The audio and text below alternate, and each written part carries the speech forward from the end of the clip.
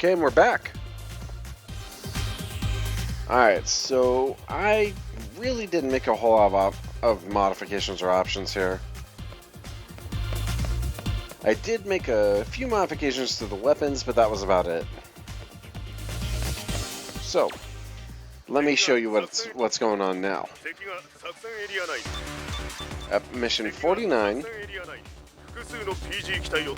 and I am going to go in there and pummel people to death with something new.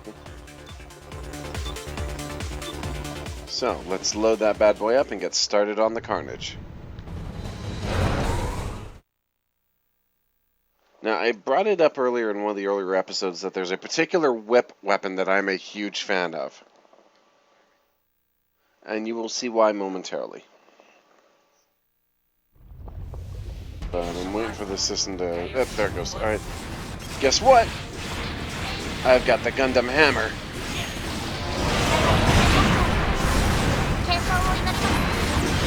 Well, the interesting thing about the Gundam hammer is it's not the most damaging weapon.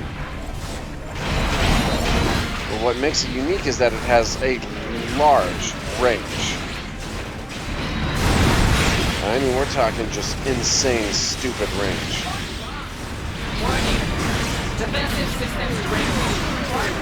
Now, it's great for some crowd control, and it's really good for, you know, catching and trapping enemies. But it has like a low knockback, so it actually does a lot less damage when you're using it as a primary weapon. But I like it because it's great for crowd control purposes.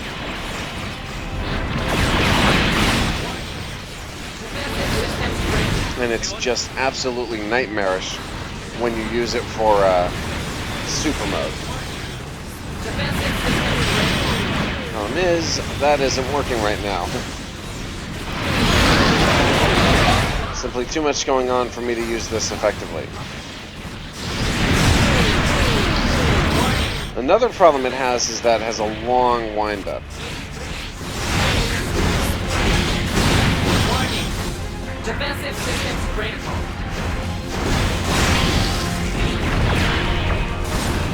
So this mission's mostly going to be me using long range to try and survive.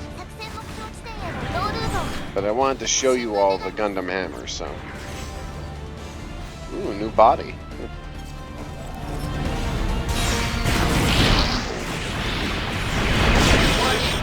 Whoa!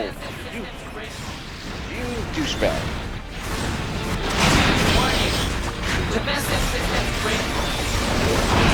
Alright, that's it. Time to go overdrive.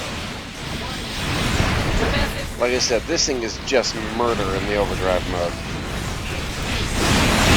Mainly because it breaks guard, automatically hits multiple targets, and stacks damage. So it may start out with a couple of hundred per hit, but when you hit that 4th or 5th hit, it's a couple of thousand apiece. So it can be very effective if you know how to use it. Still, I get the distinct impression that this might have been better with a long-range weapon. Something with a bit more reach and a lot more impact. Still, see? Almost $2,000 on that whack down, so...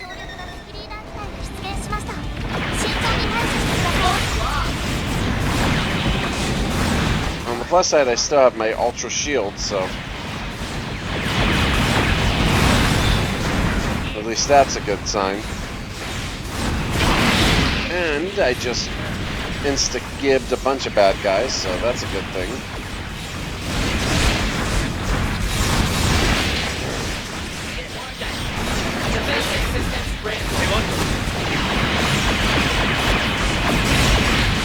Yeah, there we go. Oh, you bastards. As soon as I get my super beam charged, you're done. There we go.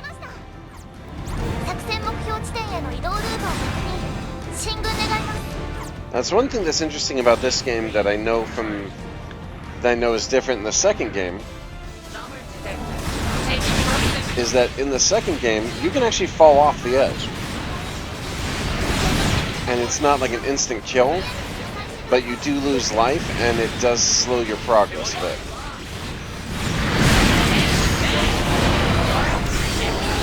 Alright, now you all die. I've had enough of this crap.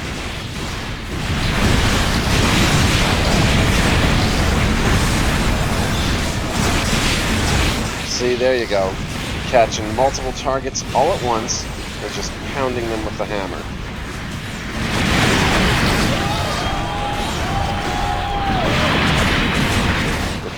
With a powered up hammer and the right gear, it is entirely possible to be unstoppable. Frickin' Shinanju. Great. That's all I needed.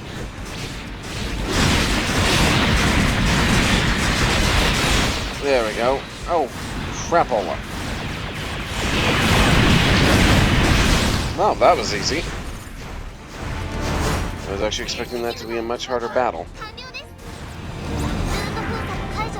So I guess we're going back now.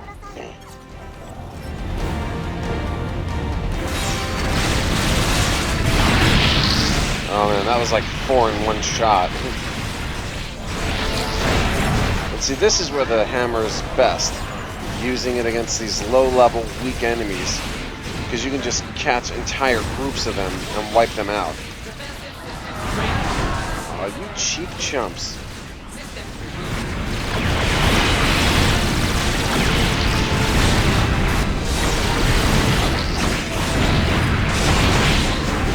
Biggest weakness with whip-type weapons, especially the hammer, is its slow wind-up.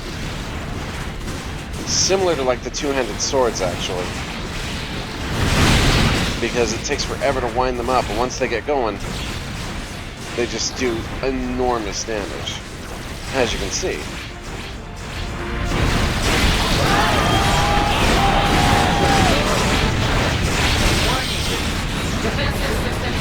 It also does leave you kind of open to counterattacks, so you have to be aware of that. But each hit is multiple impacts and tons of damage, so it can be very efficient if you use it correctly.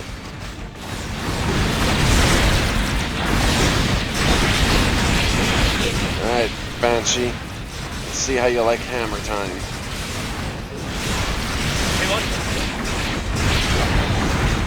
Didn't like that too much. She's almost dead. Alright, correct almost with already dead, and I guess we're good. Alright, let's get in there and see who the boss is.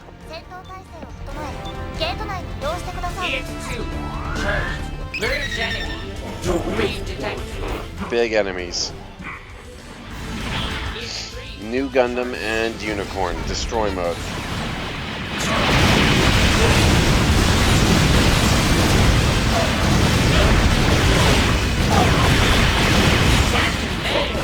Well, time to die. Yeah, see, watch this. I'm just sitting here flailing away, and this thing is just stacking the damage. Because the hammer isn't powerful on the initial swing, but every consequent swing is just more damage. And he's dead. And he takes a massive beam laser to the face. And now my funnels will eat him alive. I will admit that this game was not too terribly balanced in terms of its effectiveness of different parts. Something which the new game does fix, I should advise you, at least from what I've seen so far. Because in the new game you can actually level up any part you like using and make it more powerful. And he's dead. And that's it. See? No problem we couldn't handle with that. It's just a matter of having the right gear at the right moment.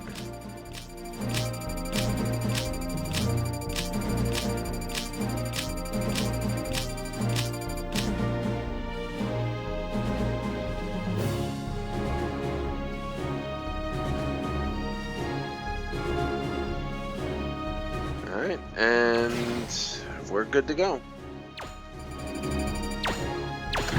And I did lose some parts, but not the important ones. Ooh, good parts, and don't know that one, but I'll take that one.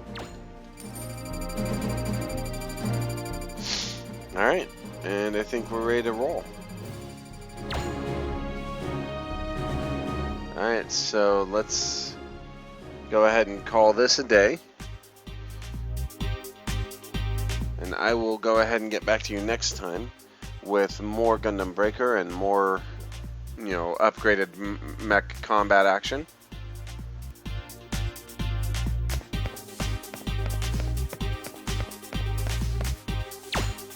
今回のミッションは友軍が設置したデータプローブの防衛だ。謎に包まれた敵軍の情報を収集、分析するためのデータプローブの防衛は今後の戦局を変える可能性。 So yeah, we'll be doing more of this. And it's gonna be something I do more of with up to about level 50. No, level 59 I believe. Because there's a point at which the game sort of stops. There are additional missions that follow, but